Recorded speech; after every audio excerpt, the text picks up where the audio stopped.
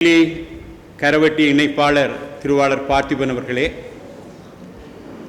இன்றைய இந்த நிகழ்ச்சியில் சிறப்புரை ஆற்றுவதற்காக இங்கே வந்திருக்கும் கௌரவ நாடாளுமன்ற உறுப்பினரும் அகில இலங்கை தமிழ் காங்கிரசின் பொதுச் செயலாளரும் தமிழ் தேசிய மக்கள் முன்னணி தமிழ் தேசிய பேரவையினுடைய தலைவருமான திருவாளர் கஜேந்திரகுமாரன் அவர்களே, ஜனநாயக தமிழரசு கட்சியினுடைய தலைவர் ஜனாதிபதி சட்டத்தரணி திருவாளர் கே.வி. தவராஜா அவர்களே, சாவகச்சேரியின் மைந்தன் சமூக அரசியல் செயற்பாட்டாளர் நண்பர் அருந்தகுபாலன் அவர்களே,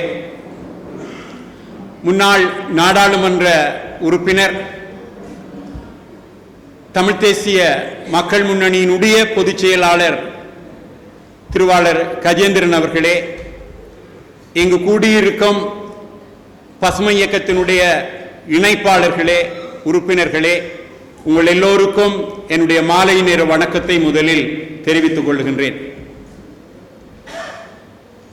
சம்பசுமை மே தினம் கடந்த காலங்களில் நான் நினைக்கின்றேன் கடந்த 5 வருடங்களாக நாங்கள் இதனை இதே பெயரில் செயற்படுத்தி வருகின்றோம்.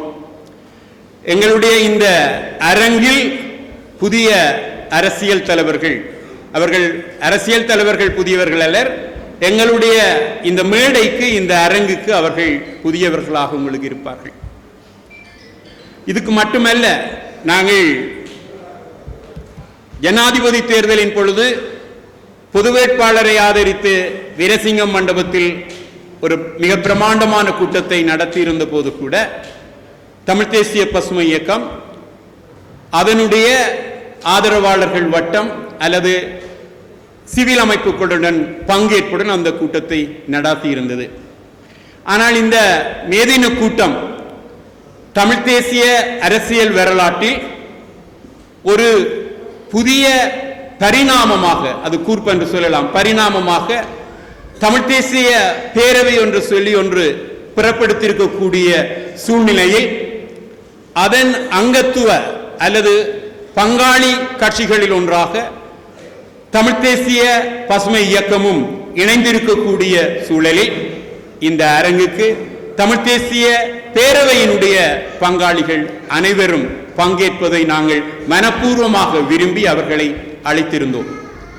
இது நாங்கள் பொதுக்கூட்டம் என்று சொல்லியிருந்தாலும் கூட இது தமிழ் தேசிய பசுமை இயக்கத்தினுடைய வெவ்வேறு பகுதிகளை சேர்ந்த இணைப்பாளர்களுக்கான கூட்டம்.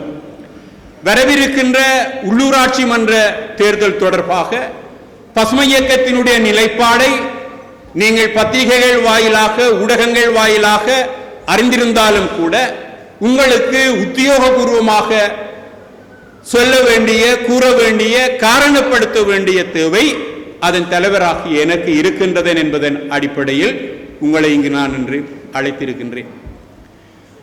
செம்பசுமை மே தினத்திற்கும் இந்த உள்ளூராட்சி மன்ற தேர்தலுக்கும் தொடர்பு இருக்கின்றதா?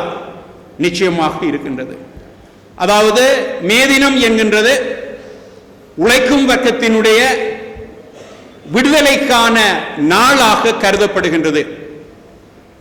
நாள் முழுவதும் மாடாக உழைத்து ஓடாகி தேர்ந்த தொழிலாளர் வர்க்கம் 8 மணி நேர வேலை கேட்டு போராடி அந்த ரத்தம் சிந்திய நாளை, அந்த சம்பவத்தை, அந்த மாபெரும் வரலாற்று நிகழ்ச்சியை நினைவுகூரும் முகமாக இந்த மே தினம் கொண்டாடப்படுகின்றது.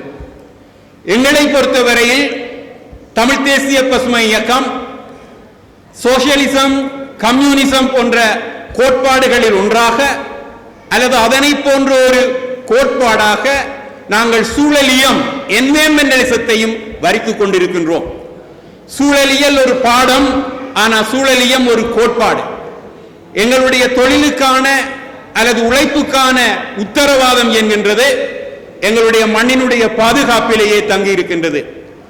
மண்ணினுடைய வளங்கள் முழுவதும் ஆக்கிரமிப்பாளர்களினால் பன்னாட்டு நிறுவனங்களினால் சுரண்டப்படுகின்ற பொழுது அந்த வளங்களை நம்பி வாழுகின்ற எங்களுடைய உழைக்கும் வர்க்கம், தொழிலாளர் வர்க்கம் மிக மோசமாக பாதிக்கப்படுகின்றது.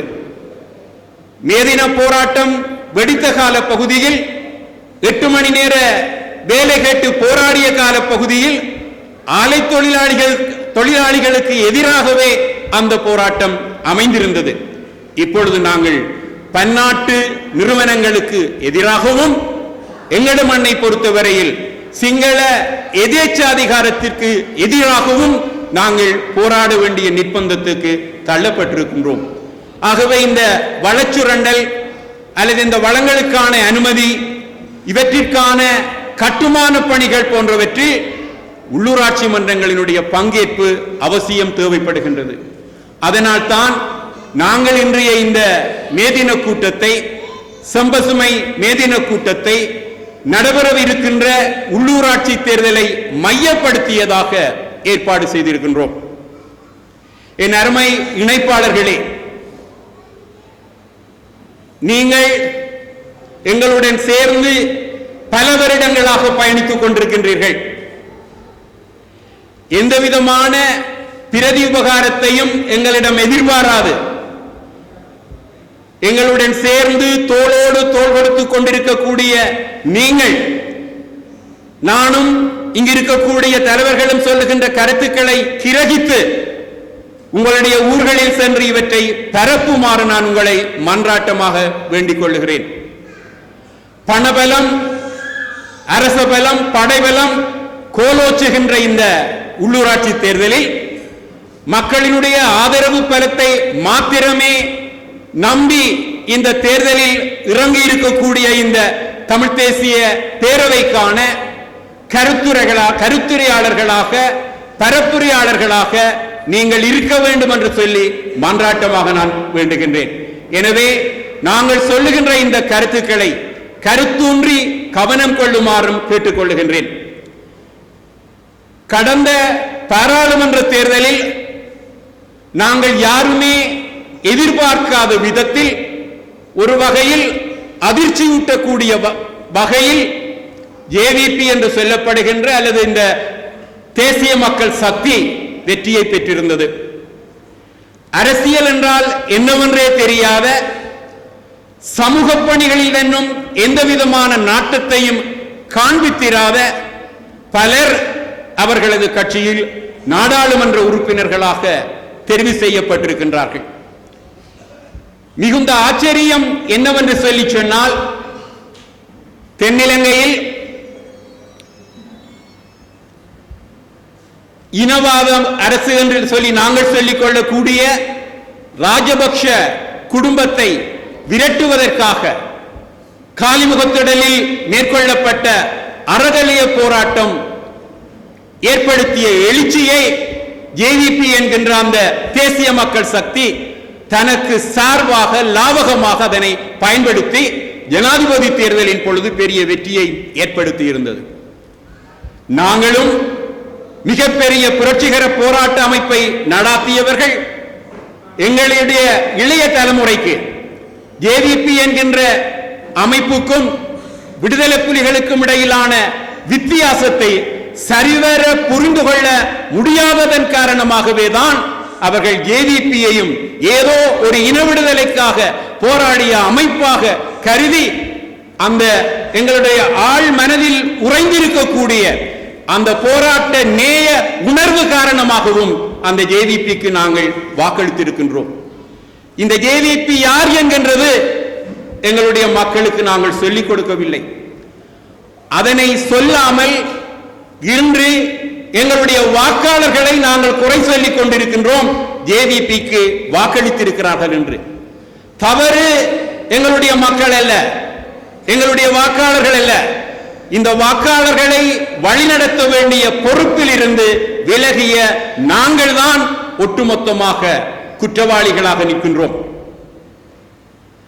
உங்களுக்கு தெரியும், யுத்தம் முடிந்து 2009 யுத்தம் முள்ளிவாய்க்காலில் முடிவுக்கு கொண்டு வரப்பட்டு 15 வருடங்கள் கடந்து விட்டன. இந்த இடைப்பட்ட காலப்பகுதியில் யுத்தத்திற்கு முன்னர் 2-3 வருடங்களுக்கு முன்னர் பிறந்தவர்கள் இன்று வாக்காளர்கள்.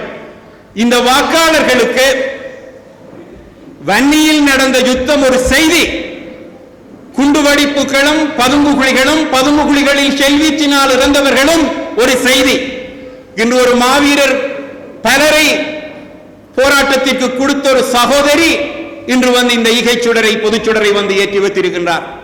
ஆகவே இதன் பின்னணியும் வலியும் எங்களுடைய எத்தனை பேருக்கு தெரியும். நாங்கள் இந்த சுடரை எதற்காக, அவர்களுக்கு கௌரவம் வழங்குவதற்காக மாத்திரமல்ல, இந்த சுடரை ஏன் ஏற்றுகின்றோம் என்று சொல்லி சொன்னால், இங்கு இருக்கக்கூடிய இளைய தலைமுறைக்கு இதன் பின்னால் இருக்கக்கூடிய வலியும் எங்களுடைய போராட்டத்தின் நியாயமும் தெரிய வேண்டும் என்பதற்காக. எதற்காக ஏற்றுகிறோம் என்று சொல்லி அருகில் இருக்கிறவர்களிடம் நீங்கள் கேட்க மாட்டீர்களா? அப்பொழுதுதான் எங்களுடைய போராட்டம் பற்றிய கதைகள் உங்களிடம் போய் சேர வேண்டும் என்று சொல்லி நான் விரும்புகின்றேன். உண்மையில் இந்த போராட்டத்தை முன்னெடுத்து சென்றிருக்க வேண்டியது யார்? முள்ளிவாய்க்கால் யுத்தத்திற்கு பிறகு இதனை கொண்டு சென்றிருக்க வேண்டிய பாரிய பொறுப்பு தமிழ் தேசிய கூட்டமைப்புக்குரியது. இன்று மேடைகள் தோறும் விடுதலை புலிகளினுடைய தலைவர் மேதகு பிரபாகரன் அவர்களினால் தான் தமிழ் தேசிய கூட்டமைப்பு உருவாக்கப்பட்டது என்று சொல்லி பிரச்சாரம் செய்கின்ற, மேடைக்கு மேடை முழங்குகின்ற எங்களுடைய தலைவர்கள் தாங்கள் எதன் நோக்கம் கருதி உருவாக்கப்பட்டார்களோ அந்த நோக்கத்தை அவர்கள் கைவிட்டார்கள். நான் எப்பொழுதும் சொல்லுவது, ஒரு தேசிய விடுதலை போராட்டம் நீண்டது, நெடியது, கரடுமுரடானது. இன்ன நாள் இன்ன வருடம் என்று சொல்லி நிச்சயிக்கப்பட்டு அதனை நாங்கள் நிறைவேற்ற முடியாது. எங்களுடைய மேதகு பிரபாகரன் அவர்கள் அஞ்சலோட்டம் போன்று காவிக்கொண்டு வந்து தந்த அந்த போராட்டத்தினுடைய அந்த கோலை ஜனநாயக வழிமுறையில் கொண்டு சென்றிருக்க வேண்டிய தலைவர்கள் தமிழ் தேசிய கூட்டமைப்பினர் அவர்கள் தவறவிட்டார்கள். முள்ளிவாய்க்கால் மண்ணிலேயே அதனை வீசி எறிந்தார்கள். அவர்கள் தமிழ் தேசிய விடுதலை போராட்டத்தை குழி தோண்டி புதைத்தார்கள். தங்களுடைய நாற்காலி கனவுகளுக்காக அவர்கள் இந்த தமிழ் தேசிய விடுதலை போராட்டத்தை காட்டியே கொடுத்தார்கள். இங்கு நடந்தது இனப்படுகொலை அல்ல என்று சொல்லி முன்மொழிந்தார்கள். சர்வதேச அரங்கில், ஐக்கிய நாடுகள் சபையில் இலங்கை அரசாங்கத்திற்கு கால நீடிப்பை வந்து வாங்கி கொடுத்தார்கள். இந்த கால நீடிப்பு நீடிப்பு நீடிப்பு என்று தமிழ் தேசியத்தை நீர்த்து போக செய்திருக்கின்றது. எங்களுடைய பார்வையில் நீண்ட அவதானிப்பின் அடிப்படையில் முள்ளிவாய்க்காலுக்கு பிறகு தன்னும் சோராமல் மன உறுதியுடன் நான் சொல்றேன், ஏற்கனவே குறிப்பிட்டது போன்று அந்த தமிழ் தேசிய விடுதலை போராட்டத்தினுடைய அஞ்சல் கோலை இன்றும் காவி திரிவது திருவாளர் கஜேந்திரகுமார் அவர்கள்தான். அந்த அடிப்படையிலேயே அவர்களுடைய கரங்களை பலப்படுத்த வேண்டிய பொறுப்பு தமிழ் தேசிய அரசியலில் நாங்கள் நிற்கின்றோம் என்று சொல்லி சொன்னால் ஒரு வரலாற்று கடமையாக நாங்கள் இதனை எடுத்துக் கொண்டிருக்கின்றோம். அந்த அடிப்படையிலேயே இந்த உள்ளூராட்சி மன்ற தேர்தலில் நாங்கள் சைக்கிள் சின்னத்தில் போட்டியிடுகின்ற அத்தனை வேட்பாளர்களுக்கும், அது எந்த பிரதேச சபையினுடைய எல்லைகளாகவும் இருக்கலாம், எங்களுடைய நிபந்தனைகள் அற்ற ஆதரவை வந்து தெரிவித்துக் கொண்டிருக்கின்றோம். உண்மையில் என்னுடைய இணைப்பாளர்களே, உங்களின் முன்னால் உள்ள பணி என்னவென்று சொல்லி சொன்னால், இன்று எனது வீட்டிற்கு அருகாமையில் உள்ள ஒரு வெற்று வளவில் ஜேவிபியினுடைய விளம்பர பதாகை கட்டப்பட்டிருக்கின்றது. காரணம், அருகில் யாரோ ஒருவர் அந்த ஜேவிபியில் கேட்பார், உங்கள் வீடுகளில் கூட உங்கள் உறவினர், நண்பர், தெரிந்தவர் யாரோ ஒருவர் இந்த ஜேவிபியில் வந்து வேட்பாளராக நிற்பார். நீங்கள் இதில் உறவு நிலை கருதி யாருக்கும் நீங்கள் வாக்களிக்க வேண்டாம். இது ஒரு தேசிய விடுதலை போராட்டத்தினுடைய தொடர்ச்சி. ஒரு பூப்புனித நீராட்டு விழாவுக்கு போகலாம், ஒரு புதுமனை புகு விழாவுக்கு போகலாம், அல்லது ஒரு பிறந்த நாள் விழாவுக்கு நீங்கள் போகலாம். அது உறவு கருதி செய்வது, நட்பு வட்டம் கருதி செய்வது. ஆனால் இது அவ்வாறு அல்ல என் அருமை உறவுகளே. இது எங்களுடைய தேசிய இன விடுதலை போராட்டம். அந்த விடுதலை போராட்டத்தினுடைய பங்களிப்பாக நீங்கள் வாக்குச்சாவடிக்கு செல்லுகின்ற பொழுது நட்பை மறவுங்கள், உறவை மறவுங்கள். மாவீரராகி போன எங்களுடைய உறவுகளினுடைய கனவுகளை மாத்திரம் நீங்கள் நனவில் சுமந்து சைக்கிளுக்கு நேரே புல்லடி போடுங்கள். இதை நீங்கள் மட்டுமல்ல, உங்கள் அயலவர்களுக்கு சொல்லுங்கள். உங்களுடைய பிரதேசம் சார்ந்து வடக்கு கிழக்கெங்கும் நாங்கள் போட்டியிடுகின்ற காரணத்தினால் தமிழ் மக்கள் எங்கெல்லாம் இருக்கின்றார்களோ அங்கெல்லாம் இந்த சைக்கிள் சின்னத்திற்கு வாக்களிக்குமாறு கோருங்கள். அவர்கள் கேட்பார்கள், ஜேவிபிக்கு வாக்களித்தால் என்ன குறை என்று சொல்லி கேட்பார்கள். எங்களுக்கு மஹிந்த ராஜபக்ஷவுக்கு மாத்திரம்தான் பெரிய பெரிய கோரைப்பற்கள் எல்லாம் போட்டு நாங்கள் கேலி சித்திரங்கள் வரைந்து அவரை மாத்திரம்தான் நாங்கள் இனவாதியாக காட்டியிருக்கிறோம். அவரை வென்ற இனவாதி அனுரகுமார திசாநாயக்கா. உங்களுக்கு வரலாறு தெரிய வேண்டும் என் உறவுகளே. எந்த ஒரு கட்சியிலும் இல்லாத மாதிரி அவர்களுடைய கட்சியில் தான் அவர் அப்பொழுது மாணவர் அணியில் இருந்தார். பல்கலைக்கழகத்தில் இருந்த பொழுது உயர்கல்வி மாணவர்களின் அணியில் அவர் ஜேவிபியில் இணைந்திருந்தார். அங்கே தொழிலாளர் அணி இருந்தது, மாணவர் அணி இருந்தது, பிக்குமார் அணி என்று சொல்லியும் ஒரு அணி இருந்தது. எங்கேயாவது எங்களுடைய கட்சியில் மதகுருமார்களுக்கு என்று சொல்லி நாங்கள் அணி வைத்திருக்கின்றோமா? இல்லை. பிக்குகளை நிறுவனமயப்படுத்தி இனவாதத்தை ஊட்டி அவர்களுக்கு தெரியும், விகாரைகளுக்கு வழிபட செல்லுகின்ற மக்களுக்கு இந்த பிக்குகள் சொன்னால் ஏற்றுக்கொள்ளுவார்கள் என்று சொல்லி தெரியும். ஆகவே அந்த பிக்குகளை இனவாதத்தை மக்களிடம் கக்குவதற்காகவே ஒரு அணியை உருவாக்கி வைத்திருந்தார்கள். இந்திய இலங்கை ஒப்பந்தம் கைச்சாத்தான பொழுது அவர்களினுடைய இந்திய விரோத நிலைப்பாட்டை தமிழின விரோத நிலைப்பாட்டாக தென்னிலங்கையில் புகுத்துவதற்கு, எழுச்சி பெற செய்வதற்கு இந்த பிக்குகளையே பயன்படுத்தினார்கள். இந்த பிக்குகள் முன்னணி இப்பொழுது அவர்கள் சொல்லுகின்றார்கள், நாங்கள் கையெட்டில் அமைக்கப்பட்ட விகாரைக்கு எதிராக போராடுகின்ற பொழுது அரசியல்வாதிகள் ஒதுங்கினால் இந்த பிரச்சனைக்கு தீர்வை காணலாம் என்று சொல்லி மக்கள் முன்னணி 5 பேராக 10 பேராக 50 பேராக எத்தனை வருடமாக இந்த போராட்டத்தை முன்னெடுத்துக் கொண்டிருக்கின்றது. ஒரு கட்சி என்கின்றது, அரசியல் தலைவர்கள் என்கின்றது மக்களினுடைய பிரதிநிதிகள்.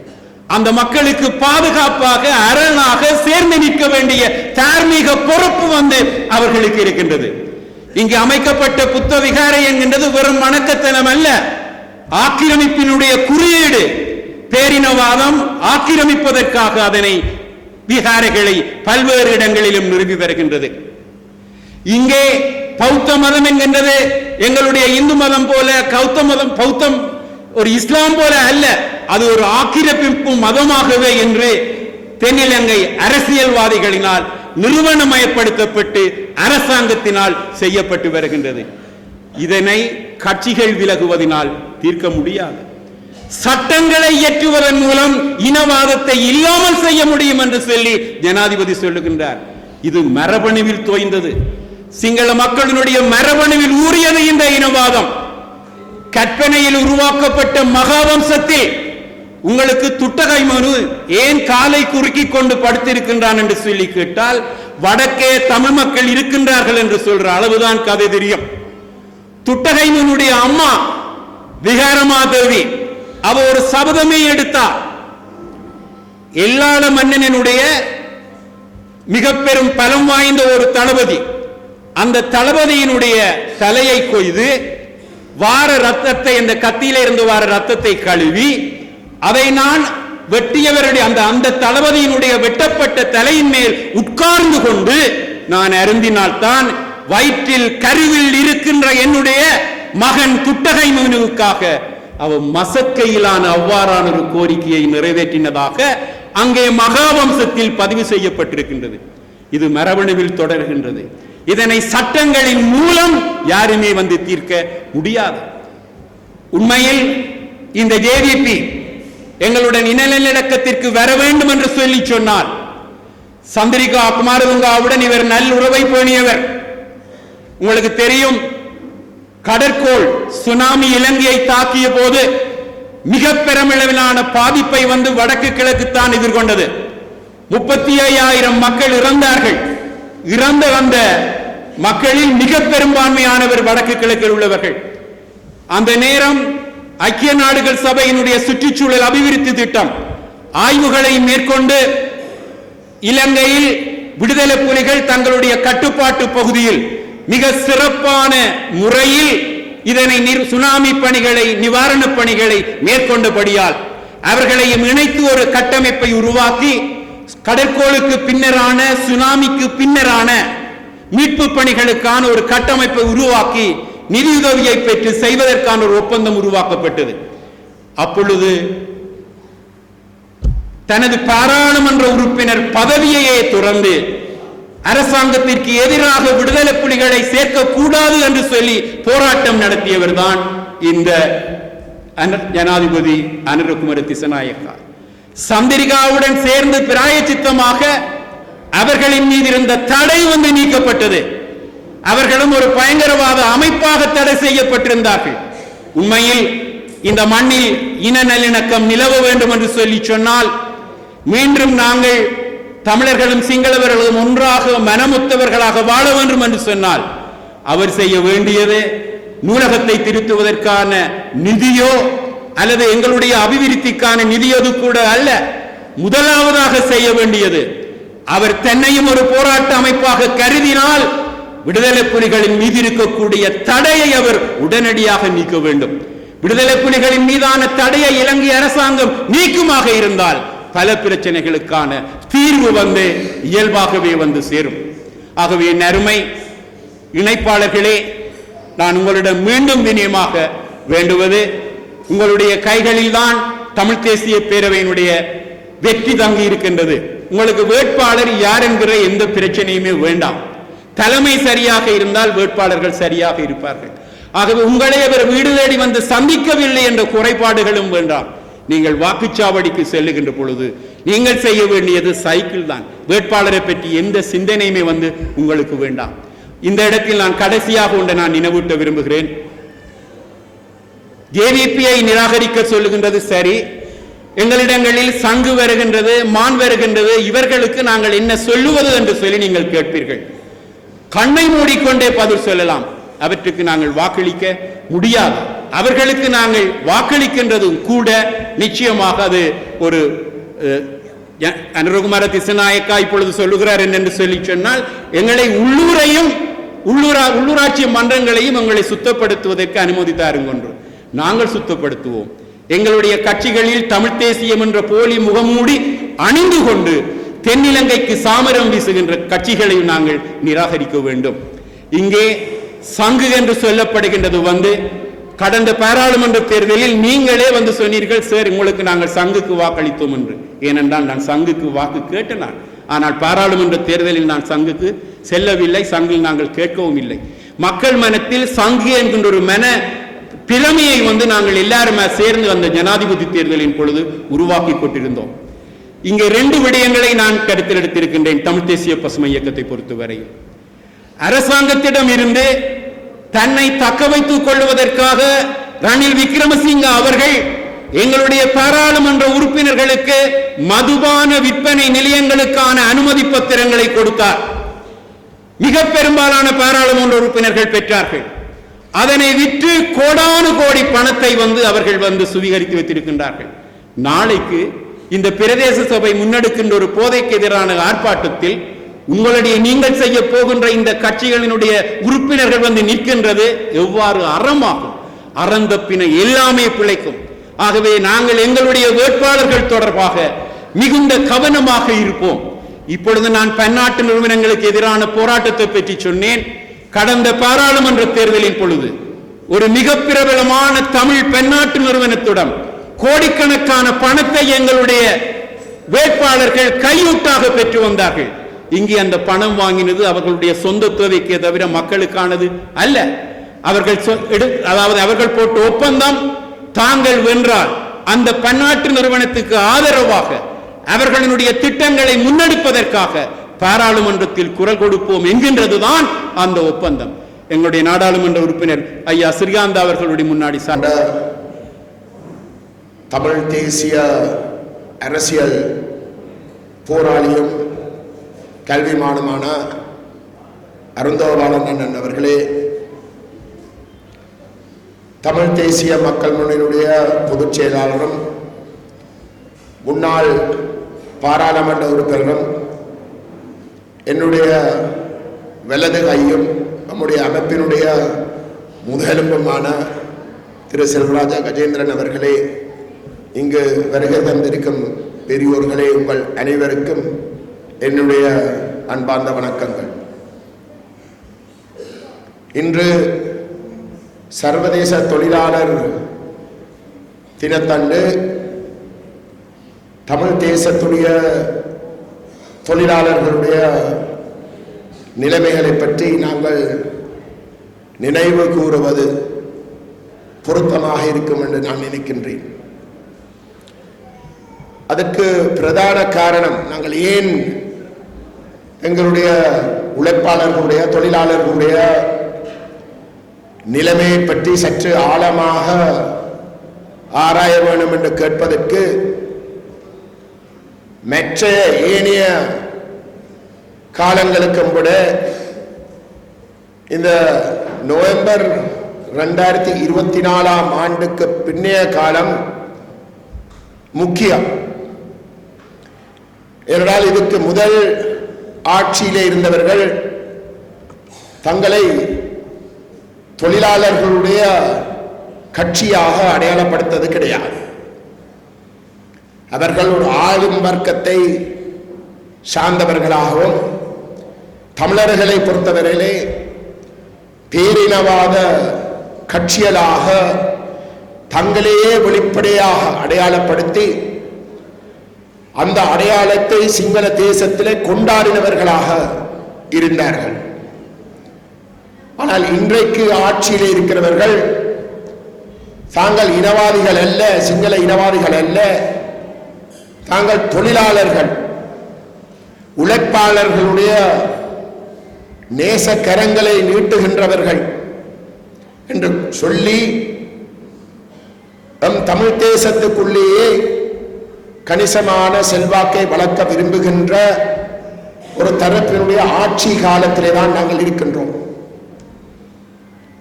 அந்த வகையிலே நம்முடைய தொழிலாளர்களுடைய கடந்த காலத்தை பற்றி நாங்கள் கட்டாயம் ஞாபகப்படுத்த வேண்டும். இந்த ஆட்சியாளர்களுக்கு முள்ளிவாய்க்கால் நடைபெற்ற பொழுது, அந்த முள்ளிவாய்க்கால் இனப்படுகொலை நடைபெற்ற பொழுது அதிலே பாதிக்கப்பட்டவர்கள் முழு பேரும் தொழிலாளர்கள், உழைப்பாளர்கள். மேட்டுக்குடிகளாக இருந்திருந்தால் அது ஒரு குறுகிய ஒரு சனத்தொகையாக மட்டும்தான் இருந்ததே தவிர, மிகப்பெரிய அளவிலே கிட்டத்தட்ட 90% அந்த முள்ளிவாய்க்கால் இனப்படுகொலை பாதிக்கப்பட்ட அனைவரும் அன்றாட வாழ்க்கையில உழைக்கின்ற சாதாரண பொதுமக்கள். தங்களுடைய விடுதலையை விரும்பி, தங்களுடைய உரிமையை விரும்பி ஒரு போராட்டத்துக்கு நேர்மையாக தங்களுடைய பங்களிப்பை செய்வதன் ஊடாக தங்கள் கனவு கண்டுகின்ற அந்த விடுதலை அடையலாம் என்று விரும்பி பயணித்தவர்கள். அவர்கள் போராளிகளாக இருக்கலாம், அந்த விடுதலையை விரும்பின பொதுமக்களாக இருக்கலாம். அவர்கள் தான் பாதிக்கப்பட்டவர்கள்.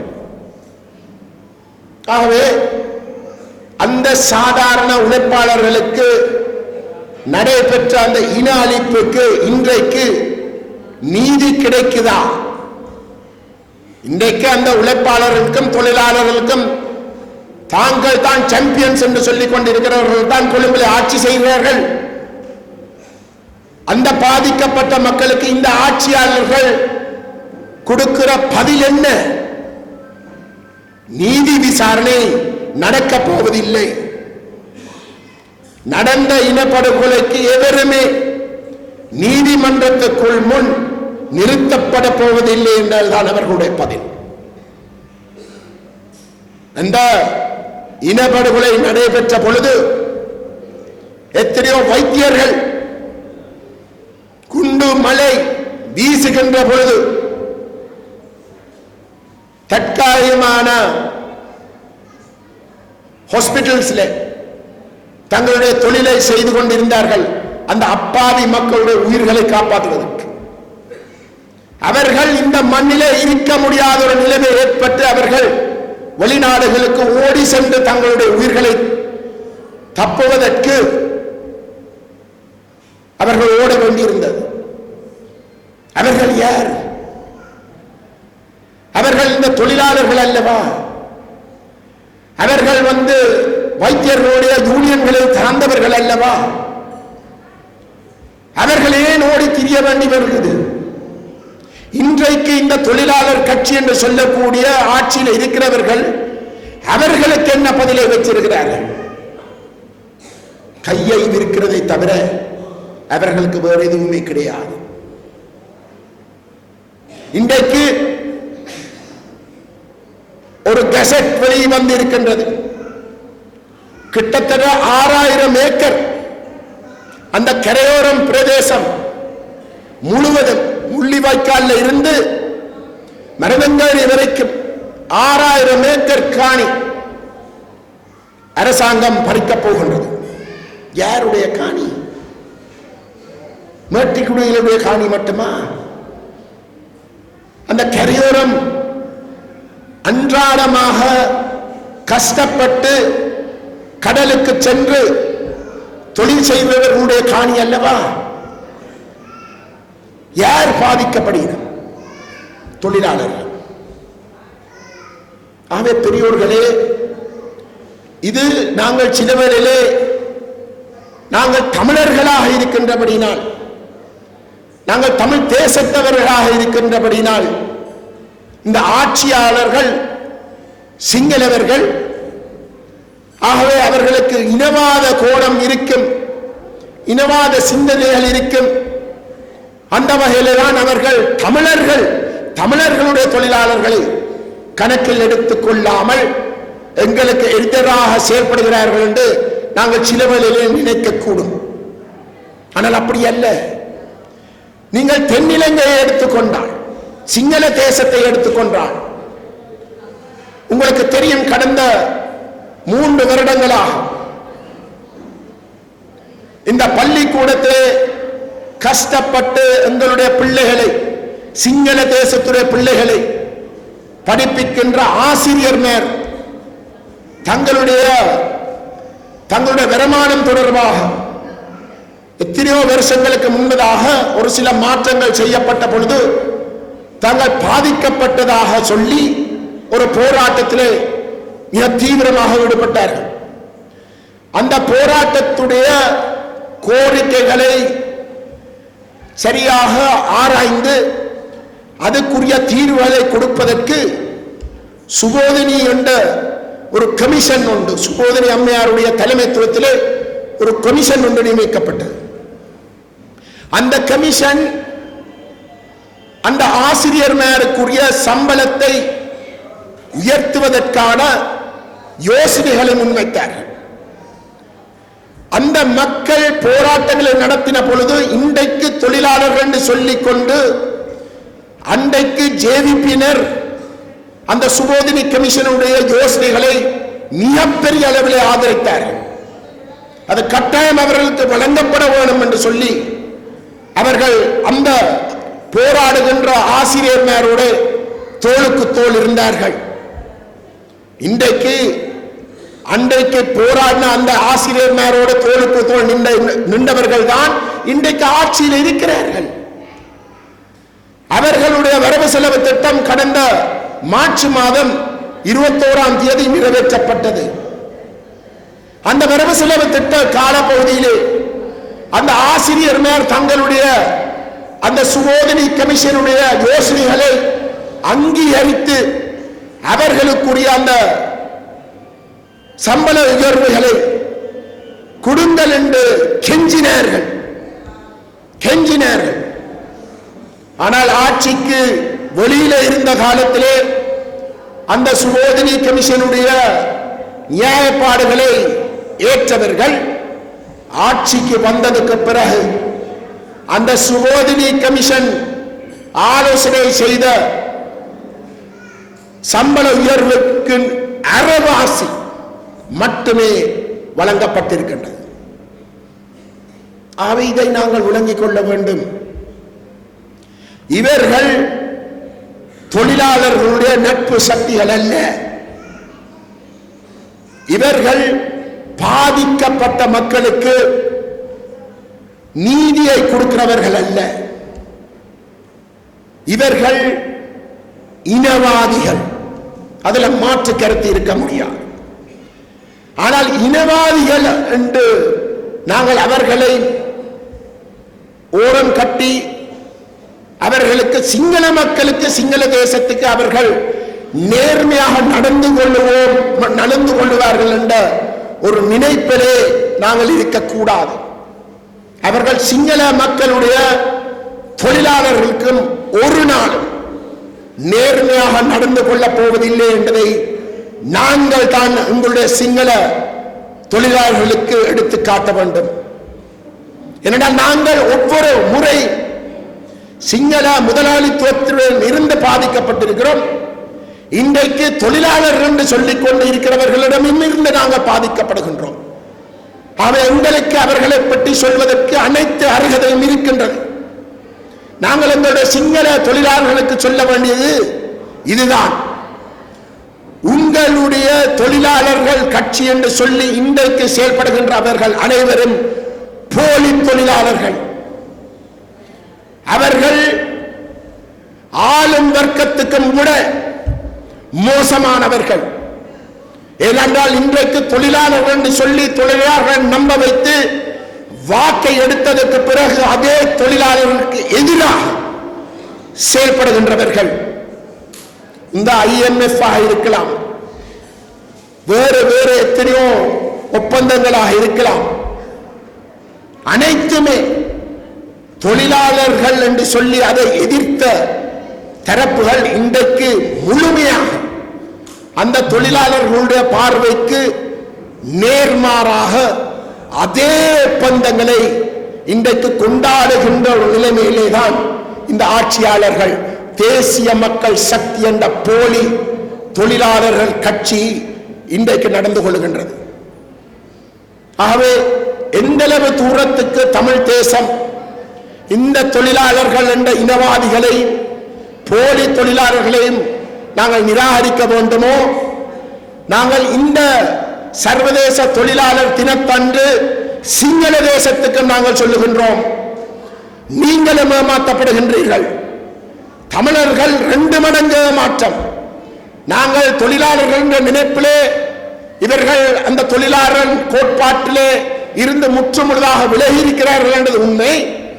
ஆனால் அதுக்கு மேலாக அவர்கள் இனவாதத்தையும் எங்கள் மீது திணிக்கிறார்கள். ஆனால் நீங்கள் நிச்சயமாக எதிர்பார்க்கின்ற அந்த தொழிலாளர் சித்தாந்தத்திலே இவர்கள் கிடையாது. ஆகவே இன்றைக்கு வடக்கிலையும் தெற்கிலையும் தமிழ் சிங்கள மக்கள் கண் துறக்க வேண்டிய ஒரு சூழல் இன்றைக்கு ஏற்பட்டிருக்கின்றது. சிங்கள மக்கள் சிலவரிலே கடந்த 76 வருஷமாக ஆட்சி செய்தவர்கள் தங்களுடைய இருப்பை அளித்து நாட்டை கொள்ளையடித்து முற்றுமுழுதாக ஸ்ரீலங்கா அரசையே பாங்குரோத்து நிலைமைக்கு இறக்கி இருக்கிறதாக நினைக்கக்கூடும். அதனாலே அவர்களை ஓரம் கட்டுவதுதான் அவர்களுடைய முக்கியமான நோக்கமாக அவர்கள் சிலவரிலே கருதக்கூடும். ஆனால் அந்த பார்வை தவறு.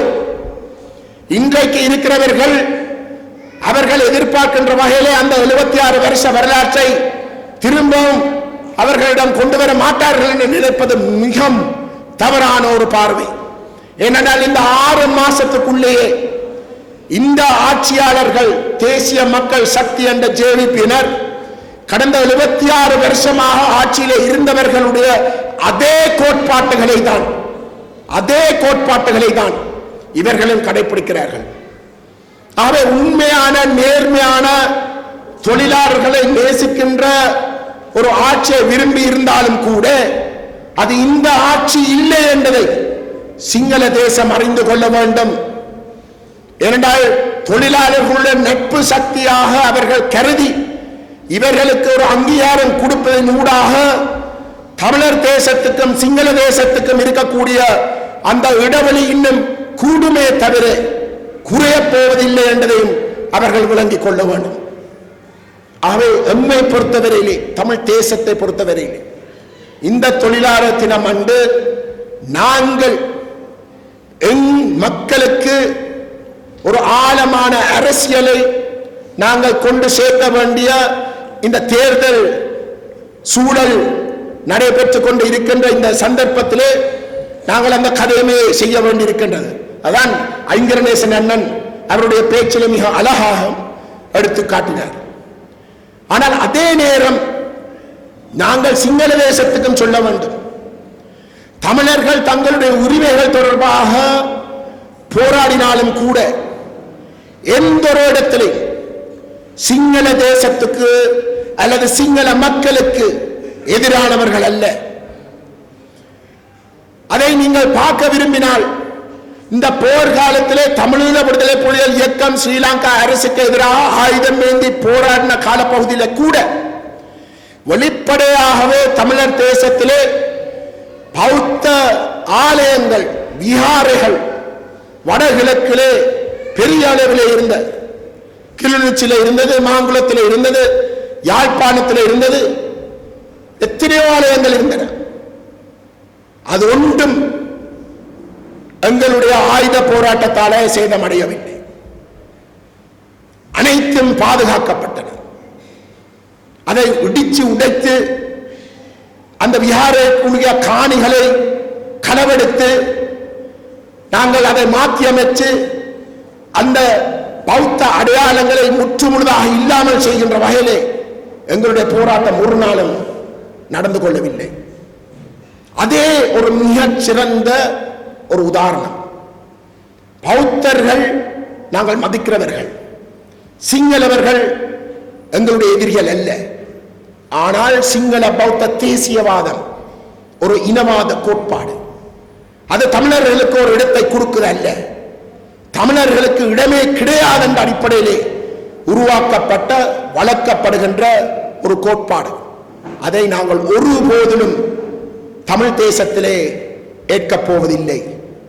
அதுதான் எங்களுடைய போராட்டம்.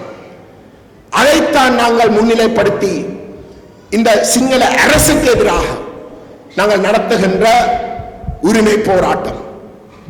அதை இன்றைக்கு சாதாரண சிங்கள மக்கள் தங்களுடைய இனவாத போலி தொழிலாளர்கள் போன்ற தலைவர்கள் சொல்லுகின்ற பொய்களை தாண்டி விளங்கிக் கொள்கிறார்களோ அன்றைக்குத்தான் தமிழ் தேசமும் சிங்கள தேசமும் இணைந்த தமிழ் தேசமும் சிங்கள தேசமும் உண்மையிலே விடுதலை அடைகின்ற ஒரு நாள் மலரும். அதை நோக்கி இந்த 2025 ஆண்டு நடைபெறுகின்ற இந்த தொழிலாளர் சர்வதேச தொழிலாளர் தினத்தன்று நாங்கள் உறுதிமொழி கோருவோம் என்று கேட்டு வாய்ப்புக்கு நன்றி கூறி விடைபெறுகிறேன்.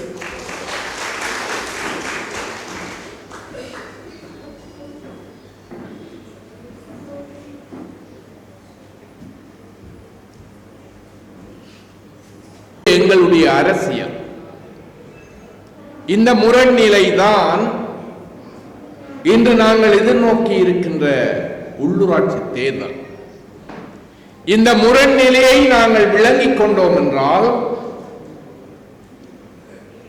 எங்கள் இனத்தின் அரசியல் விடிவுக்கு நாங்கள் செயற்படுகின்ற முடிவுக்கு வருவோம். சிவப்பு விடுதலை புரட்சி, உரிமைகளுக்கான குறியீடு, பசுமை விருத்திக்கான குறியீடு. இன்று தமிழ் மக்கள் எதிர்நோக்கி இருக்கின்ற அரசியல் சமூக நிலைமை இங்கே தெளிவாக காட்டப்படுகின்றது. சிவப்பு இது எங்கள் உரிமைக்கான போராட்டத்தை குறித்து நிற்கின்றது. எங்கள் தாயகத்துக்கான விடுதலையை குறித்து நிற்கின்றது. எங்கள் பண்பாட்டுக்கான விடுதலையை குறித்து நிற்கின்றது. மறுபுறத்தில் பசுமை எங்கள் வாழ்வியலுக்கான, எங்கள் வாழ்க்கையை வளம்படுத்துகின்ற அபிவிருத்தி தொடர்பான, இரண்டும் வெவ்வேறு திசைகளில் இருந்தாலும் இரண்டும் இணைகின்ற பொழுதுதான் எங்களுக்கு உண்மையான விடுதலையும் வாழ்வும் கிடைக்கும். இந்த வகையில் நாங்கள் இந்த தேர்தலை எதிர்கொள்ள வேண்டியிருக்கிறது. இன்று உழைப்பாளர் நாள்தான் என்றாலும் எங்களை பொறுத்தமட்டில் கிடைக்கின்ற ஒவ்வொரு துரும்பும் எங்கள் அரசியல் உரிமைகளை வென்றெடுப்பதற்கான ஆயுதங்கள். அந்த வகையில் இன்றைய உழைப்பாளர் நாளும் தான். எனவே இங்கே இந்த உழைப்பாளர் நாள் என்பது அல்லது உழைப்பாளர் என்பது உழைப்பாளர் உரிமை என்பது அரசியலை விடுத்து இருக்க முடியாது. இதை தெளிவாக இந்த தேசிய பசுமை இயக்கத்தினுடைய தலைவர் நண்பர் ஐங்கநேசன் குறிப்பிட்டார். நிச்சயமாக அரசியலை விடுத்து நாங்கள் இதை கதைக்க முடியாது. அப்போ ஒரு புறத்தில் நாங்கள் விடுதலைக்காக உரிமைகளை வென்றெடுப்பதற்காக போராட வேண்டி இருக்கின்றோம். இன்றைய சூழல் ஜனநாயக வழியில் போராட வேண்டியவர்களாக இருக்கின்றோம். மறுபுறத்தில் எங்கள் மக்களுடைய இருப்புக்காக வளமான வாழ்க்கைக்காக விருத்தியை செய்ய வேண்டியவர்களாக இருக்கின்றோம். அன்பானவர்களே, இந்த ரெண்டையும் நாங்கள் இந்த தேர்தலில் சந்திக்க வேண்டும். ரெண்டையும் சந்திக்க வேண்டும். உள்ளூராட்சி தேர்தல், உள்ளூராட்சி கட்டமைப்பு என்பது மக்களுக்கான அடிப்படை வசதிகளை செம்மையுற வழங்குகின்ற ஒரு அரசியல் அலகுதான், ஒரு நிர்வாக அலகுதான். ஆனால் நாங்கள் எந்த மக்களுக்கான வளமான வாழ்க்கையை வழங்கப் போகிறோம் என்றால் அடிமைப்பட்டு கிடக்கின்ற மக்களுக்கான வளமான வாழ்க்கையை வழங்கப் போகிறோம். உரிமைகளற்று இருப்புக்களில் உறுதியற்று இருக்கின்ற ஒரு இனத்திற்கு எவ்வாறு நாங்கள் ஒரு உறுதியான விருத்தியை வளமான வாழ்க்கையை வழங்க முடியும்? இங்கே நடுநிலை என்று சொல்லிக் கொள்பவர்கள் நிச்சயமாக அவர்கள் நடுநிலையாளர்கள் அல்ல, பக்க சார்பாளர்கள். முற்போக்கு என்று சொல்லிக் கொள்பவர்கள் நிச்சயமாக அவர் முற்போக்காளர்கள் அல்ல, பிற்போக்குவாதிகள். இந்த உள்ளூராட்சி மன்றங்களுக்கும் மன்ற தேர்தலுக்கும் அரசியலுக்கும் என்ன சம்பந்தம் என்று கேட்கின்றார்கள். ஒரு நண்பர் உள்ளூராட்சிக்கும் முள்ளிவாய்க்காலுக்கும் என்ன சம்பந்தம் என்று கேட்கின்றார். அவரை நினைத்து சிரிப்பதா அழுவது? ஒரு சிறிய எடுத்துக்காட்டை தருகிறேன். வளமான வாழ்வுக்காக நான் ஒரு வீட்டை, இல்லத்தை கட்ட விரும்புகின்றேன் என்றால் ஒரு அடிப்படையான விஷயம். அவ்வாறு வீடு கட்டுகின்ற பொழுது எங்கே கட்டுவோம்? எமக்கு உரித்தான நிலத்தில், காணியில் தான் கட்டுவோம். என்னுடைய காணி என்று சொல்லப்படுகின்ற காணி உரித்தாக இல்லாத போது, உண்மையான உரிமை காணப்படாத பொழுது நான் எவ்வளவு அழகான வீட்டை அதில் கட்டினாலும் அது நிச்சயமாக எனக்குரியதாக என் மனதில் படாது. இதுதான் விருத்தியும் அரசியலும். முதலில் வீடு கட்ட வேண்டும், கட்டாயம் தேவை. அதற்கான வளங்களை சேர்க்க வேண்டும், கட்டாயம் தேவை. ஆனால் அந்த வீடு கட்டுவதற்கான காணி எனக்குரித்தாக இருக்க வேண்டும். அந்த காணியை நான் நினைத்தவாறு பயன்படுத்துகின்ற உரிமை எனக்கு இருக்க வேண்டும். அதுவே தளம்பலாக, அதுவே நாளைக்கு பறிக்கப்படுகின்ற ஒரு நிலமாக இருந்தால் உங்கள் உழைப்பையும் உங்கள் கனவையும் அதில் கொண்டு சென்று வீட்டை கட்டுவதனூடாக எண்ணத்தை காண முடியும். எனவே தமிழர்களுக்கான அந்த அபிவிருத்தி என்பது, தமிழருக்கான அந்த வளமான வாழ்க்கை என்பது நிச்சயமாக அவர்களினுடைய உறுதிகள், உரிமைகள் உறுதிப்படுகின்ற பொழுதுதான் சாத்தியமாகும். அப்போ உள்ளூராட்சி மன்றங்கள் மக்களுக்கான அந்த அடிப்படை வசதிகளை செய்வதற்கு முன்னதாக அந்த உள்ளூராட்சி மன்றங்களின் உரிமை அந்த மக்களின் கைகளில் இருக்க வேண்டும். கொழும்பில் இருந்து இயக்கப்படுகின்ற பொழுது இங்கு பொம்மலாட்டம் ஆடுகின்ற பொம்மைகளின் கையில் இருந்தால் தெளிவாக பாருங்கள். கடந்த பாராளுமன்ற தேர்தலில்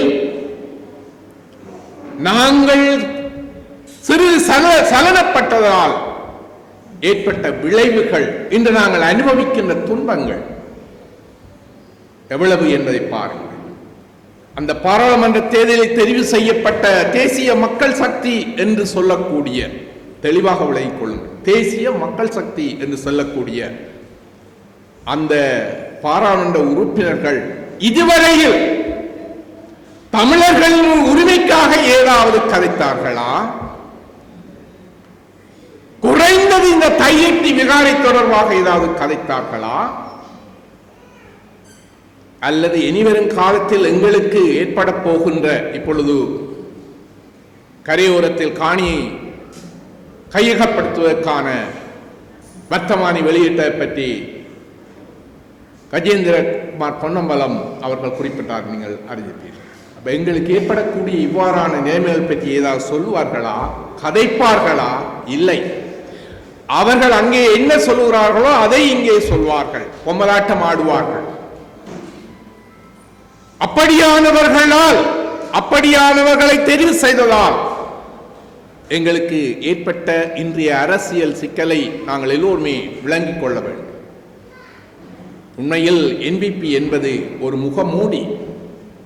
ஜேவிபி தான் அதன் அசல் வடிவம். முன்னைய ஆட்சியாளர்கள் வாழேந்திய சிங்கங்களாக தமிழ் மக்களுக்கு எதிராக வெளிப்படையாகவே வந்தார்கள். தெளிவாகவே நாங்கள் புரிந்து கொள்ள வேண்டும். அதனால் மக்கள் இயன்றவரை சுதாகரித்துக் கொண்டார்கள். ஆனால் இன்று அப்படி அல்ல. அந்த சிங்கங்கள் அதை விட மோசமான சிங்கம். பசுத்தோல், பசு முகத்தை பூதிக்கொண்டு ஒரு வாளுக்கு பதிலாக இருவாளை செருவிக்கொண்டு உங்களிடத்தில் நடிக்கின்றது. தெளிவாக நாங்கள் பார்க்கணும். இந்த நடிப்புக்காக இன்று பாருங்கள், தென்னிலங்கையில் இந்த உள்ளூராட்சி தேர்தலுக்கு அதிகளவு நேரத்தை செலவிடாது ஜனாதிபதி, பிரதம மந்திரி, முக்கிய அமைச்சர்கள் எல்லோரும் தமிழர் தாயகத்தில் முகாமிட்டு இருக்கின்றார்கள் என்றால் ஏன்? உள்ளூராட்சிக்கும் மத்திய ஆட்சிக்கும் என்ன சம்பந்தம்? அனுராவுக்கு இந்த உள்ளூராட்சியில் என்ன இருக்கு? மிக ஒரு தன்னை அறியாமலே உண்மையை சொன்னார். எங்களுடைய கட்சி இருந்தால் தான் நாங்கள் காசு தருவோம் என்றார். யோசிச்சு பாருங்க எப்படி எல்லாம் வெறுட்டுகின்றார்கள். அப்ப இங்கே அவர்கள் எங்களுடைய உள்ளூராட்சியை கைப்பற்றுவதன் ஊடாக தமிழர்கள் எல்லாம் எம்பக்கம் என்று சொல்கின்ற, தங்களுடைய தீர்வுகளை திணிக்கின்ற, தீர்வென்றே ஒன்றும் இல்லை, எல்லோரும் இலங்கையர்கள், எல்லோரும் சமத்துவமானவர்கள், தமிழர்களுக்கு எந்த பிரச்சனையும் இல்லை, இனப்பிரச்சனை என்று ஒன்று இல்லை, பிரச்சனை என்று ஒன்றே இல்லை என்றால் என்ன தீர்வை அவர்கள் தருவார்கள்? ஜேவிபியை பொறுத்தமட்டில், இப்பொழுது தேசிய மக்கள் சக்தியை பொறுத்தமட்டில் தமிழர்களுக்கென்ற இனப்பிரச்சனை ஒன்றும் இல்லை, வெறும் சமூக பொருளாதார பிரச்சனை மட்டுமே. அப்போ அவர்கள் ஏன் முகம் இடுகிறார்கள் என்றால், இங்கே எங்களுடைய ஊரையும் கைப்பற்றுவதற்காக அவர்களுக்கு சுலபமாக முடிந்துவிடும். சிங்கள மக்கள் மத்தியில் தங்களுடைய பௌத்த சிங்கள காவலர்கள் என்று மகுடம் சூட்டுவதற்கும், சர்வதேசத்தில் இங்கே தமிழர்களுக்கு எந்த பிரச்சனையும் இல்லை என்று அதை நிராகரிப்பதற்கும் வாய்ப்பாக போய்விடும். ஒரு எடுத்துக்காட்டு, கடந்த பாராளுமன்ற தேர்தலில் தமிழர் தாயகத்தில் அவர்கள் பெற்ற அந்த பாராளுமன்ற உறுப்பினர்களுடைய ஆதரவு வைத்துக் கொண்டுதான் இறுதியாக நடந்த சர்வதேச மனித உரிமை பேரவையில் தமிழர்கள் எல்லோரும் எங்கள் பக்கம், அவர்கள் எங்களை ஆதரிக்கின்றார்கள் என்று வெளிநாட்டு அமைச்சர் ஹேரத் அவர்கள் முழங்கிவிட்டு வந்ததை நீங்கள் பார்ப்பீர்கள். அப்போ உள்ளூராட்சி தேர்தலிலும் அவர்கள் கிராமங்களை அல்லது இந்த உள்ளூராட்சிகளில் செல்வாக்கு செல்ல தொடங்கினால் என்ன நடக்கும்? கையெட்டி போல் 1000 விகாரைகள் உருவாகும். ஏன்? உள்ளூராட்சி மன்றங்கள் அனுமதி கொடுத்து விடும். ஏன்னா அவை இந்த பொம்மை தான் அங்கே இருக்கின்றது. குடியேற்றங்கள் வரும், தொழில்கள் வரும், எங்களுடைய மக்கள் சுரண்டப்படுவார்கள், எங்களுடைய தொழிலாளர்கள் எல்லாம் வீதிக்கு வருவார்கள், வறுமையில் வாடுவார்கள். நாங்கள் தடுக்க வேண்டும். ஆரம்பத்திலேயே முளையிலேயே கிள்ளி எறிய வேண்டும், தடுக்க வேண்டும். தடுப்பது என்றால் எப்படி தடுக்கலாம்? நாங்கள் பலமுள்ளவர்களாக மாற வேண்டும். தமிழ் மக்கள் பலமுள்ளவராக மாற வேண்டும். எப்படி பலமுள்ளவராக மாறுவது? இப்பொழுது நாங்கள் பிரிந்து கட்சி ரீதியாக, சமய ரீதியாக, சாதி ரீதியாக, இன்னும் எத்தனையோ வடிவங்களில் தமிழ் மக்கள் தங்களுக்குள் பிளவுபட்டு இருக்கின்ற இந்த நிலைமை மாறி ஒரு அணியின் கீழ் ஒரு தேசமாக திரள்வதன் ஊடாகத்தான் எங்களுடைய எதிரிகளின் இந்த பௌத்த சிங்கள பேரினவாதம், வடிவாக கஜேந்திரன் அவர்கள் சொன்னார், சிங்கள மக்கள் அல்ல, இந்த பௌத்த சிங்கள பேரினவாத கொள்கை, அதை முன்னெடுக்கின்ற அந்த அரசியல் தலைவர்களும் மத தலைவர்களும் இவர்கள் தான் எங்களுக்கு எதிரானவர்கள். அந்த கொள்கை தான் எங்களுக்கு எதிரானது.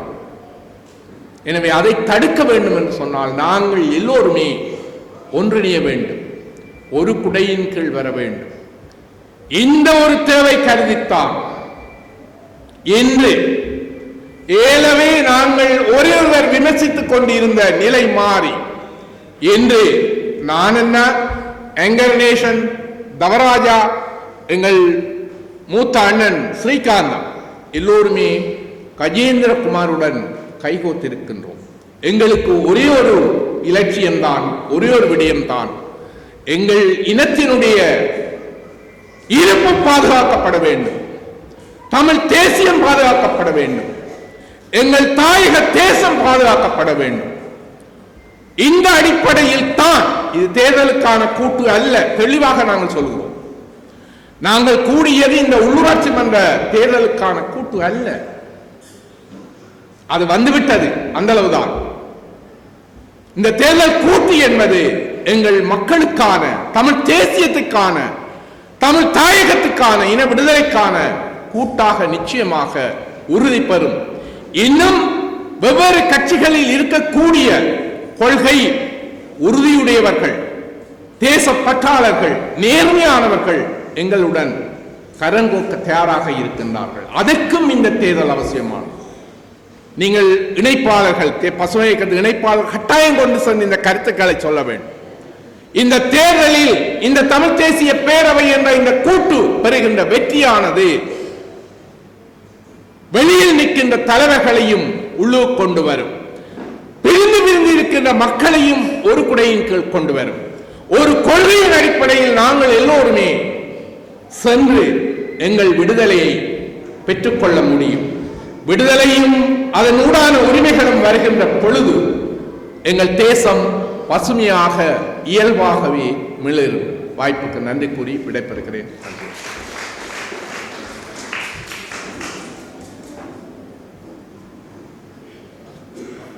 நான் சிறிது வித்தியாசமாக ஒரு சில விடயங்களை மட்டும் கூறி நேரத்தையும் கருத்தில் கொண்டு ஒரு சில விடயத்தை மட்டுமே இங்கே கூற ஆசைப்படுகின்றேன். இந்த தேர்தலிலே உங்களுக்கு தெரியும், ஜனாதிபதி தேர்தலிலே 27,000 வாக்குகளை வடக்கிலே பெற்ற ஜனாதிபதி அவர்கள் நாடாளுமன்ற தேர்தலிலே 80,000 வாக்குகளை பெற்றார். மக்கள் கருதினார்கள் ஜனாதிபதி வந்துவிட்டார், எங்களுடைய பிரச்சனை எல்லாம் தீர்த்து விடுவார்கள் என்ற ஒரு நம்பிக்கை மக்களுக்கு வந்தது. அதுவும் அவ்வாறு வருவதற்கு காரணம் என்னவென்றால், எங்களுடைய தமிழ் தேசியம் பேசிய தலைமைத்துவங்கள் தேர்தலுக்கு பிறகு மக்களை எந்த பிரச்சனையும் மக்களுடைய பிரச்சனைகளுக்கு எதுக்குமே காது கொடுத்ததில்லை. 15 ஆண்டுகளாக நான் தமிழரசு கட்சியிலே கொழும்புகளை தலைவராக இருந்தேன், மத்திய குழுவில் இருந்தேன், அரசியல் குழுவில் இருந்தேன், நியமன குழுவிலும் இருந்தேன், சட்டத்துறை செயலாளராகவும் இருந்தேன். நானும் பார்த்தேன் 14 ஆண்டுகளாக எப்படியாவது தமிழ் தேசியம் பாதுகாக்கப்பட வேண்டும், அங்கே தமிழ் தேசியம் முற்றாக சிதைவடைந்தது, பாதுகாக்கப்பட வேண்டும் என்று கருதினேன். ஆனால் நடைமுறையில் சாத்தியப்படவில்லை. யாரையும் நான் குறை கூறவில்லை, எல்லோருக்கும் உங்களுக்கு தெரியும். மீண்டும் மீண்டும் நான் ஒரு சில பேருடைய பெயரை குறிப்பிட விரும்பவில்லை. அதன் பிறகு நாங்கள் பார்த்தோம், கடந்த நாடாளுமன்ற தேர்தலுக்கு முதலே எங்களுக்கு ஒரு கூட்டு அமைத்து உங்கள் முன்னே வர வேண்டும் என்ற ஒரு அவா இருந்த போதும் காலத்தின் காரணமாக அந்த செயல்பட முடியவில்லை. நான் நேரம் போதாமையினால். அதன் பிறகு நாங்கள் இப்பொழுது உங்களுக்கு தெரியும், எங்களுடைய பிளவுதான் இப்பொழுது என்பிபியினுடைய வெற்றி வந்து எங்களுடைய பிளவு என்பதை நீங்கள் அனைவரும் அறிவீர்கள். பிரிந்து பிரிந்து பிரிந்து போய் நாங்கள் அதற்காக சிங்கள பௌத்த தேசிய கட்சி ஒன்றுக்கு எங்கள் மக்கள் வாக்களிக்கிற சூழ்நிலையை நாங்கள் உருவாக்கினோம். நான் தேர்தல் களத்துக்கே சென்றபோது என் தாய்மார்கள் சகோதரர் என்னிடம் கேட்டார்கள், நீங்கள் பிரிந்து பிரிந்து பிரிந்து நின்றால் நாங்கள் யாருக்கு வாக்களிப்பது? நியாயமான கேள்வி.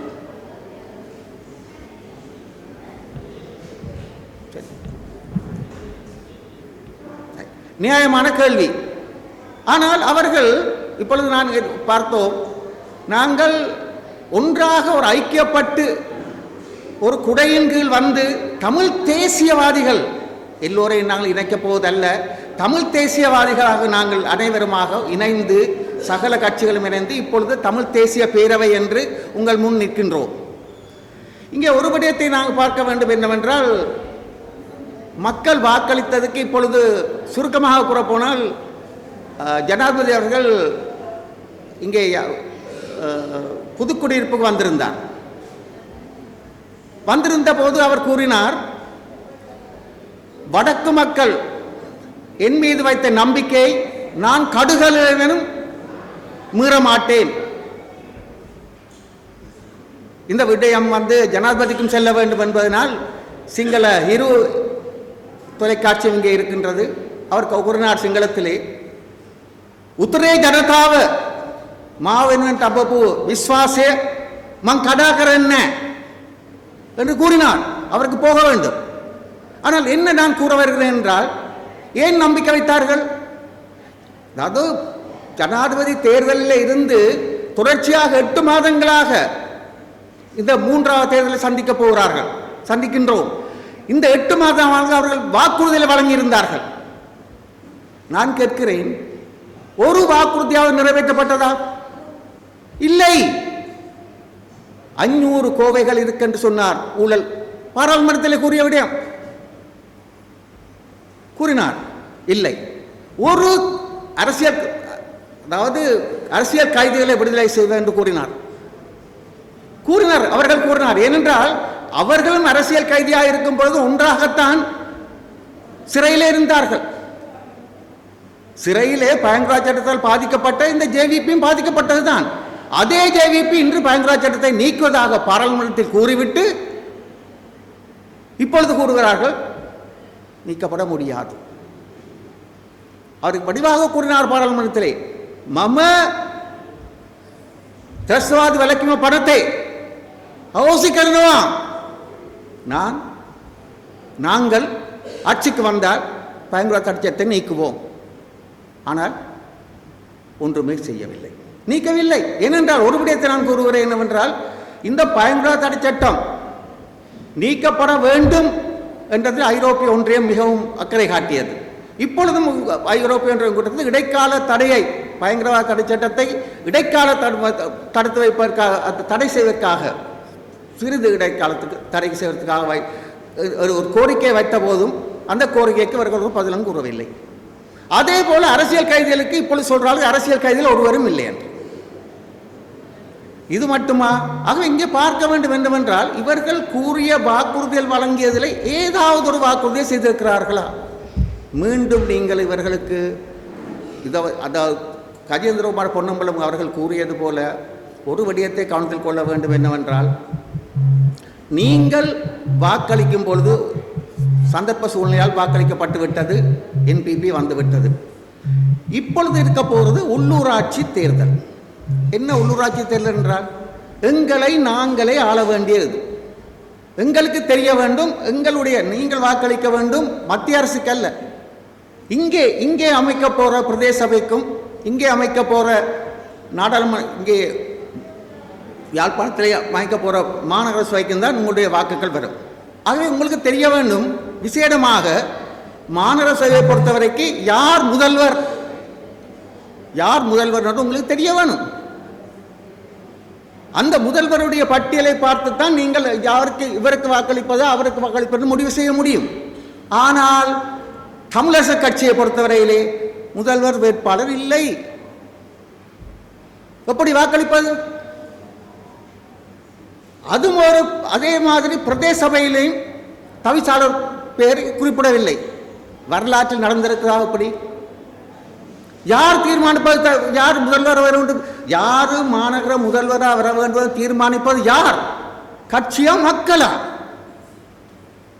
இவ்வளவு காலம் நீங்க வாக்களிக்க போது உங்களுக்கு தெரியும், குறிப்பிட்ட இவர்தான் முதல்வர் வர வேண்டும் என்று அப்படித்தான் வாக்களிப்பீர்கள். ஆனால் இன்று இல்லை. ஆனால் நாங்கள் தமிழ் தேசிய பேரவை பேர் குறிப்பிட்டு முதல்வர் நிறுத்தியிருக்கிறோம்.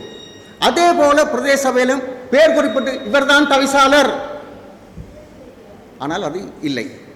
ஆக இந்த அடிப்படையிலே நான் உங்களிடம் வேண்டி கேட்பது என்னவென்றால், இப்பொழுது நாங்கள் இந்த தேர்தலிலையும் தோல்வி அடைவோமா இருந்தால் எங்களுக்கு ஒரு அரசியல் பிரச்சனை இருக்கின்றதோ, எங்களுடைய உலகால இழப்புகளோ எதுவுமே வெளிவராது, எல்லாம் நசுக்கப்பட்டுவிடும்.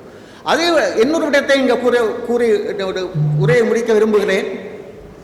நான் கஜேந்திரா பொன்னம்பலவர் கூறிய போல பயங்கர தடைச்சட்டத்துக்களே யுத்த காலத்தில் இல்லை, 82ஆம் ஆண்டு இந்த பயங்கர தடைச்சட்டம் கொண்டுவரப்பட்டது. 79ஆம் ஆண்டு கொண்டுவரப்பட்டது, 48ஆம் இலக்கமாக.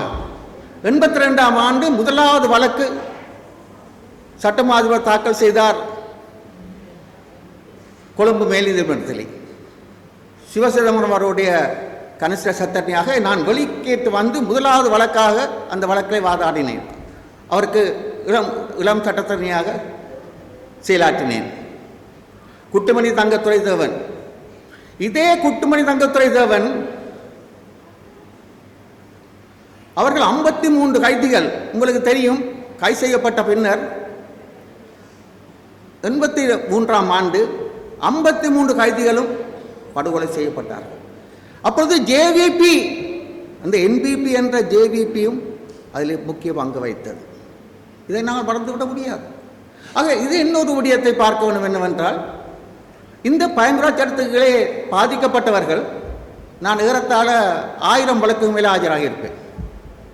43 ஆண்டுகளாக இப்பொழுதும் ஆஜராகி கொண்டிருக்கிறேன். இதில் பாதிக்கப்பட்டவர்கள் முக்கியமாக இப்போ தொழிலாளர் தினத்தில் முக்கியமான விடயம் என்னவென்றால், அந்த சட்டத்தில் இருக்கிறது failure to give information is an offence. அதாவது தகவல் கொடுக்க தவறினால் அது குற்றம். அப்படி எத்தனையோ ஜேவிபியரும் தகவல் கொடுக்க தவறி அங்கே சிறையில் வாடியிருக்கிறார்கள். ஒன்றுமே சொல்ல தேவையில்லை, ஒரு குற்றம் செய்ய தேவையில்லை. குறிப்பிட்டவர் இந்த விடுதலை புலியில் இருக்கிறார் என்றால் நீங்கள் சொன்று செல்ல அருகில் இருக்க போலீஸ் நிலையத்துக்கு கூற வேண்டும். அப்படி கூறாவிட்டால் அது ஒரு குற்றம். அப்படி ஆயிரக்கணக்கான தொழிலாளர்கள், சாதாரண மக்கள் தண்டிக்கப்பட்டார்கள், சிறையில் இருந்தார்கள். ஆகவே அவ்வாறு தொழிலாளர் தினத்தை கூறுவது நல்ல விடயம். அது மட்டுமில்லை. ஆகவே என்னுடைய கருத்து என்னவென்றால், இந்த சந்தர்ப்பத்தை நழுவ விடுவோமா இருந்தால் 3 விடயங்கள் முக்கியமாக. இப்பொழுது கூட்டாக நாங்கள் வந்திருக்கிறோம். ஒரு விடயத்தை நான் கூற வேண்டும், நாங்கள் ஏன் இந்த இணைந்தோம் என்று.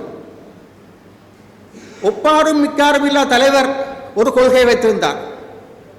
ஈழம் என்பதில் அது மாறவே இல்லை. ஏதோ வெற்றியோ தோல்வியோ ஒரு கொள்கை இருக்க வேண்டும்.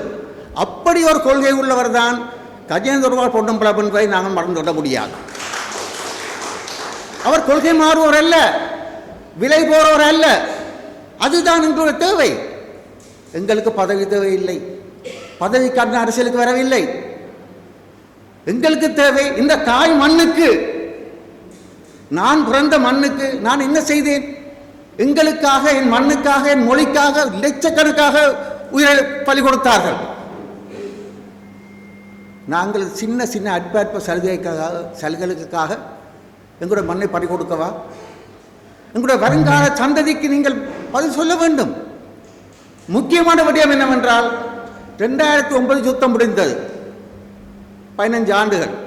2005ஆம் 6ஆம் ஆண்டு பிறந்த பிள்ளைகளுக்கு எதுக்குமே தெரியாது. இப்பொழுது அதுகளுக்கு அதுவும் எங்களோட வாக்கு வங்கிக்கு வீழ்ச்சிக்கு ஒரு முக்கிய காரணம்.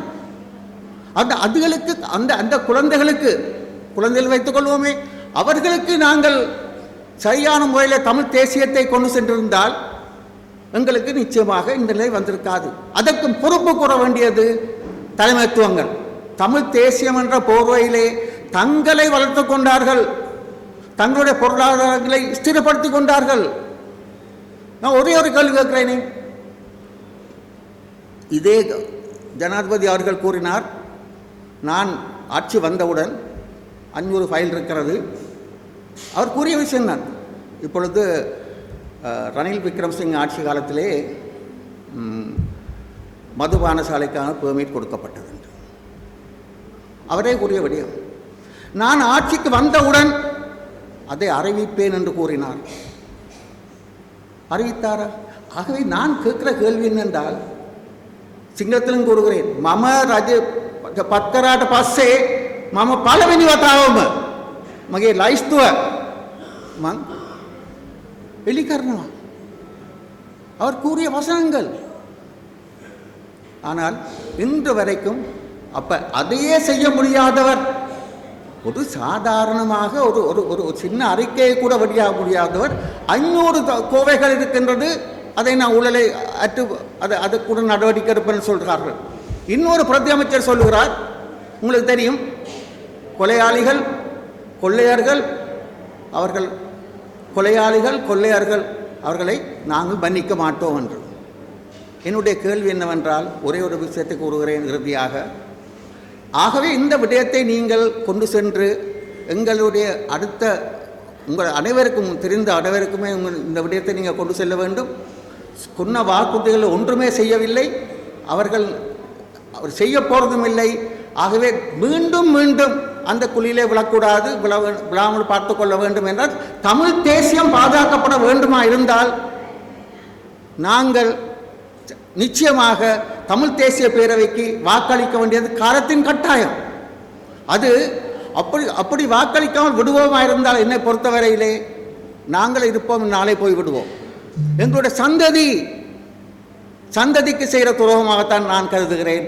ஆகவே இந்த சந்தர்ப்பத்தை வழங்கிய பசுமை இயக்கத்துக்கும் உங்களுக்கும் நன்றி கூறி விடைபெறுகிறேன். வணக்கம்.